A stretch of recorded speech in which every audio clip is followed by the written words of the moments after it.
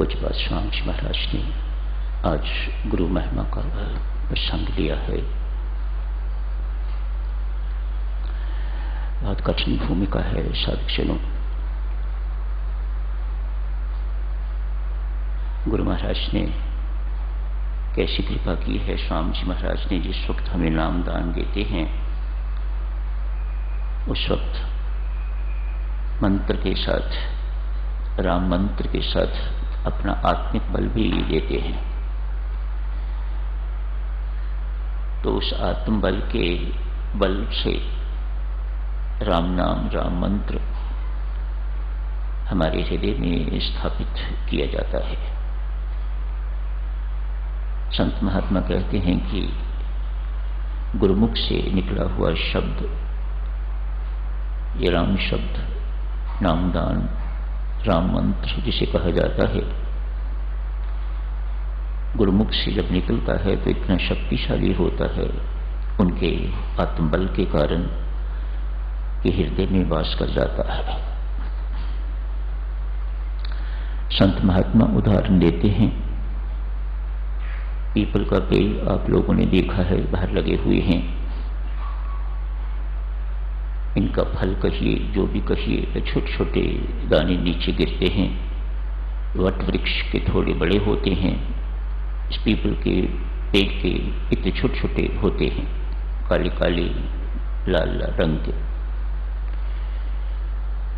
कहते हैं वे फल जो कुछ भी है, कितनी देर भी क्यों ना पड़ा रहे, उसे कुछ नहीं होता।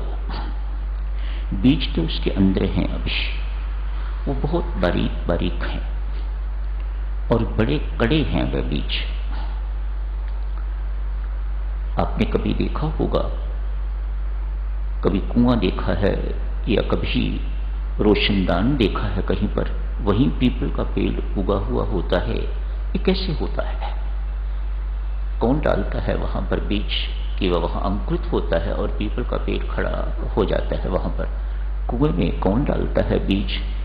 दीवार के साथ, पत्थर की ईंट की दीवार है, लेकिन उसमें से भी आपको दिखाई देता है कि पीपल का पेड़ अंदर है। संत महात्मा समझाते हैं वह जो गिरता है नीचे पीपल का या वट वृक्ष का, उसे पंछी खा लेते हैं। खाके तो वो छोटे छोटे जो दाने, बीज के दाने होते हैं, वे इतने कड़े होते हैं, काफी देर तक वे भूमि में पड़े रहें, उनको कुछ फर्क नहीं पड़ता। ये पंछी उन छोटे छोटे दानों को अपनी गर्मी से, अपने अंदर जो इसके जूसेस इत्यादि होते हैं उनसे पचाता है। जो हार्ड शेल होता है उसको वह फोड़ता है, तोड़ता है, और फिर गोबर के रास्ते या बीट के रास्ते जब वो बाहर आते हैं तो वो बीट कहीं भी कर सकते हैं या गोबर कहीं भी कर सकते हैं।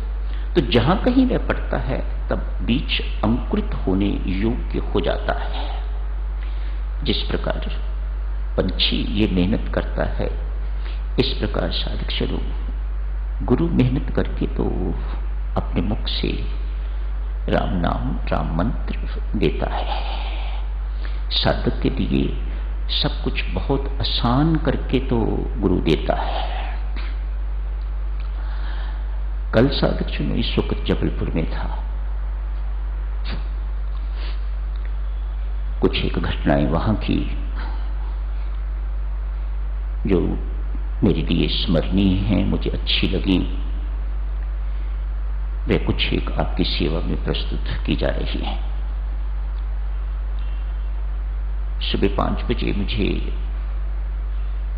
नर्मदा जी के गोद में ले गए। वहां स्वामी जी महाराज के बहुत से शिष्य जजेस हैं। They make me feel very big. मेरे आगे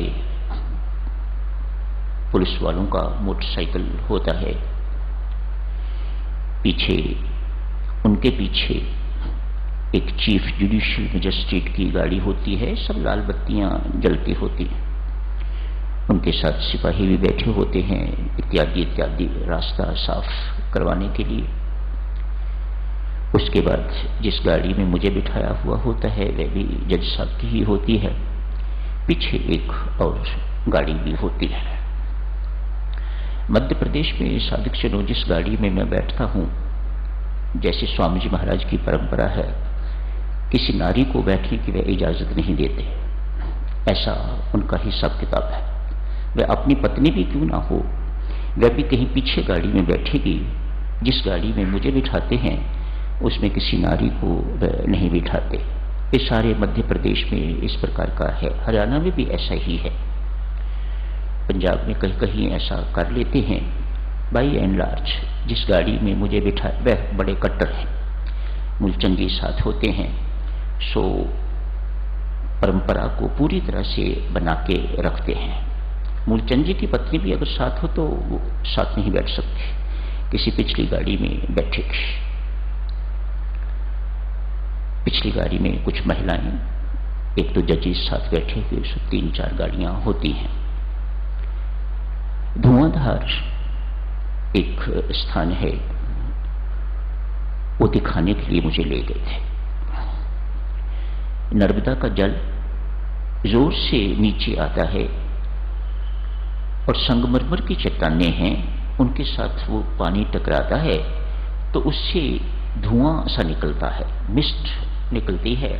आप पास खड़े हो वो तो आपके कपड़े गीले हो जाते हैं उस मिस्ट के कारण। फॉग मिस्ट जो भी कहें आप, धुआं कहें, उसी के नाम से धुआंधार नाम पड़ गया हुआ है। सिर गीला हो जाएगा, ऐनक पर कुछ जम जाता है, दिखाई नहीं देता, ऐनक साफ करनी पड़ती है। वहीं स्नान किया, कुछ छोटी सी जगह का प्रबंध कर दिया। अच्छा लगता है जहां भी जाता हूं तो एक स्नान मुझे मिल जाए। सारी संगत की तरफ से भी हो जाता है, अपने पितरों की तरफ से भी हो जाता है, स्वामी जी महाराज की तरफ से भी हो जाता है, प्रेम जी महाराज की तरफ से भी हो जाता है। सो इतनी सारी डुबकियां सबके नाम की, ये ऐसा मेरा नियम है। चाहे गंगा जी में कभी स्नान करूं, यमुना जी में करूं, ऐसा नियम है मेरा कि इन सब के लिए डुबकी लगाना कर्तव्य भी बनता है मेरा। कोई मैं ऐसा कोई एहसान नहीं कर रहा, आपको ऐसा बताने के लिए नहीं कर रहा कि कोई मैं बहुत बड़ी बात कर रहा हूं। मेरा कर्तव्य बनता है ये सारा, इसलिए मैं करता हूं। वापस आ गया। सत्संग पहले हो चुका हुआ था, सत्संग तो 14 को था, मैं कल की बात कर रहा। 14 का दिन बहुत बड़ा दिन था, संक्रांति थी, अमावस थी। कुंभ का नियमों के अनुसार कल अंतिम शाही स्नान था, परसों 14 को। पुरुषोत्तम मास का शुभारंभ भी 14 अप्रैल से ही इस बारी हो रहा है। अम्बेडकर जयंती थी, छुट्टी का दिन था वहां पर। इतने सारे सुयोग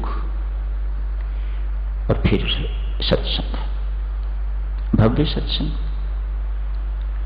जजेस उस दिन, हाईकोर्ट के जजेस स्पेशली नहीं आ सके, सभी आते हैं। कोई कपड़ों में होते हैं, कोई वैसे होते हैं, अपने जो ऑफिशियल उनका ड्रेस होता है, पर सब आते हैं। परमेश्वर की कृपा है, स्वामी जी महाराज की कृपा है उन सब पर। अपना बड़प्पन भूल के तो आते हैं, सत्संग अटेंड करते हैं। अमृतवाणी का पाठ होता है, 2 शब्द सुन भी लेते हैं वह। ये तो दीक्षा थी। उसके बाद अधिष्ठान जी देने थे, बांटने थे। मेरे लिए बहुत लंबा दिन था। समझिए 3 बजे से लेकर रात 10 बजे तक मुझे मुश्किल से भोजन खाने की फुर्सत जो है वह मिली। बाहर जाके देवियों, यहाँ तो बहुत सुख है, आराम है आपकी मेहरबानी से, लेकिन बाहर जाके तो 14 साल के बाद मैं गया था वहां पर। सो हर प्रकार की कसर निकालते हैं वे लोग। 3 बजे से लेकर रात 10 बजे तक मुझे बिल्कुल किसी प्रकार की कोई फुर्सत नहीं। मैंने बाहर निकल के भी नहीं देखा, कमरे में ही बंद था, आना जाना मिलना इत्यादि इत्यादि। अगला दिन आ गया। आपको डिटेल्स पूछनी हो तो श्रीमती रेणु सोनी से पूछिए, वे गई हुई थी, उनसे आप जानकारी ले सकते हैं। अजय खुराना साथ थे, वंदना जी, इनसे पूछना चाहें इनसे पूछ लीजिएगा, ये आपको डिटेल्स बता देंगे। मुझे इन डिटेल्स का पता नहीं होता। 15 थी, एक दो सज्जन मैसेज भेजा कि हम अमुक स्थान से जजेस हैं, जूनियर जजेस हैं, चाहे जूनियर हैं चाहे सीनियर हैं, जजेस हैं। हमें 10 बजे हर हालत में जहां हम ट्रेनिंग के लिए आए हुए हैं वहां पहुंचना है। 2 मिनट हमें मिल जाए तो मेहरबानी होगी। नवल साहब आप जानते ही हैं, वह पर्दा उठाने वाले, जैसे यहाँ पर्दा बड़ा शौक है लोगों को पर्दा भी उठाने का। मुझे नहीं पता था कि they feel so big in it, पर्दा उठाने में भी अपना बड़ा वो इस प्रकार का समझते हैं, बड़े प्रसन्न होते, बड़ी खुशी से। उनको अप्रोच किया, आ गए मेरे पास। मैं पूछा कल सत्संग में क्यों नहीं आए आप लोग? कहा जब हम ट्रेनिंग पर आते हैं तो हमें छुट्टी नहीं दी जाती, बहुत कोशिश की, उसके बावजूद भी वे माने नहीं। छुट्टी वाले दिन भी छुट्टी नहीं मिलती। कल छुट्टी का दिन था, 14 को छुट्टी का दिन था, गस्टेड हॉलीडे, लेकिन छुट्टी नहीं थी, इसलिए आज आए हैं। और आज भी 10 बजे वहां पहुंचना है, इसलिए हुआ। एक सज्जन दीक्षित थे, दूसरों ने दीक्षा लेनी थी। चारों लोग शायद 2 मई को दीक्षा के लिए सब आए थे। जिन्होंने मुझे प्रभावित किया वे 2 सज्जन इस प्रकार के हैं। गाड़ी यहां से चल के कटनी पहुंची तो वहां रेलवे स्टेशन पर, कटनी बहुत बड़ा जंक्शन है, वहां पर अनेक सारे पुलिस कर्मचारी जहां मैं बैठा हुआ था वहां आ गए। मूलचंद ये साथ बैठे हुए थे, अजय, वंदना, ये सभी थे वहीं पर। बड़े चकित कि ये पुलिस कर्मचारी यहां कैसे आ गए हैं। हाथ में एक पानी की बोतल पकड़ी हुई, मिनरल वाटर की, पूछ रहे हैं चाय इत्यादि, कॉफी क्या लेके आए। तो मूलचंद जी ने पूछा कि आप कौन हैं, कहां से आए हैं, क्या बात है? कहा जी हमें जबलपुर रेलवे एसपी साहब का फोन आया है, मेरे गुरुजी आ रहे हैं, ये सीट नंबर है, ये बर्थ नंबर है, जाओ दर्शन भी करो और किसी चीज की जरूरत हो तो जरूरत भी पूरी करना। तो गुरुजी कौन है? मूलचंद जी से पूछा, गुरुजी कौन है एसपी साहब के? ना हमें पानी की जरूरत थी, सब कुछ था। मूलचंद जी ग्वालियर से नाश्ता लेके चले हुए थे। स्टेशन पर पहुंचा तो जबलपुर, तो पता लगा कि ये एसपी साहब हैं। तो उनका धन्यवाद किया कि आपके एम्प्लॉइज कटनी मिले थे। आंखों में आंसू, अभी तक उन्होंने दीक्षा नहीं ली हुई थी, 14 को दीक्षा ली, पर मुझे उनका चेहरा बार बार याद आए, मैं उन्हें भुला ना सकूं। मिलने के लिए बाहर रुके, देखा कि बहुत रश है तो चले गए, रुके नहीं। 15 को मैंने किसी को रिक्वेस्ट की कि मुझे एसपी साहब से मिलना है, तो आ गए, तैयार बियार होके सिविल ड्रेस में आ गए। कहने लगे, आंखों में आंसू थे, जो कल पाया है वह पाने के लिए ये उनकी सबसे पहली बात थी।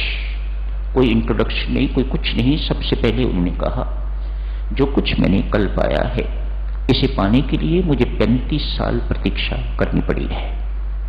मैं ग्वालियर का रहने वाला हूं। ग्वालियर में जहां श्री राम शरणम अमृतवाणी का पाठ होता है, सत्संग होता है, मैं उसी पार्क में बैठ के बचपन में पढ़ा करता था, लेकिन सत्संग की ओर कभी पांव नहीं मुड़े थे। कुछ ये घटनाएं और भी बताई। 35 साल के बाद, प्रतीक्षा के बाद, ऐसा नहीं है कि मेरा मन नहीं करता था। मैंने अपने कांस्टेबल को कहा भी, मैं रोज जाता था श्री राम शरणम ग्वालियर, आज मैं जरूर जाऊंगा, लेकिन फिर ना जा पाया। 35 साल निकल गए जिंदगी के इसी प्रकार, और कल जो पाया है अद्भुत, कहा अद्भुत पाया है। इसके लिए मुझे 35 साल प्रतीक्षा करनी पड़ी। 35 साल की प्रतीक्षा के बाद देवियों जो पाया है उसका मूल्य वही जान सकते हैं। हमें तो घर बैठे मिल जाता है, मिला तो उनको भी घर बैठे, लेकिन 35 साल की प्रतीक्षा कोई छोटी प्रतीक्षा नहीं होती। मैंने पूछा परिवार में कौन है, बताया सब सेटल्ड है, मैं रिटायर होने वाला हूं। पर मैं आज तेरे सामने बैठ के कसम खाता हूं, जो जिंदगी बर्बाद हो गई हो गई। ये नौकरी जो मैंने करी है, मैं समझता हूं कि मैंने अपनी जिंदगी के दिन बर्बाद कर दिए। जितना काम आज तक किया है इतने पशु भी करते हैं, मैंने उससे अधिक कुछ नहीं किया। पशु भी अपने बच्चों के लिए कमाते हैं, अपने बच्चों के लिए खाने को लाते हैं, उनका पालन पोषण करते हैं, मैंने भी बस वही कुछ किया है। इससे अतिरिक्त आप कहो कि मैंने कभी राम राम अपने मुख से जपा है या कोई भजन पाठ इत्यादि किया है, तो बिल्कुल नील, बिल्कुल जीरो हूं। और रोते जा रहे हैं, बार बार उनके आंसू उनके मुख से पहुंच रहा। उस व्यक्ति की शक्ल रोते हुए की अभी भी मेरी आंखों के सामने है, मैं उनको भूल नहीं पाया। कसम खा के कहता हूं, जो हो गया सो हो गया। इसके बाद मुझे सिर्फ राम राम जपने के अतिरिक्त और कुछ नहीं करना है। दूसरे व्यक्ति की बात साधु कल करेंगे, आज यही समाप्त करने की इजाजत दें, पहले समय ज्यादा हो गया है। धन्यवाद।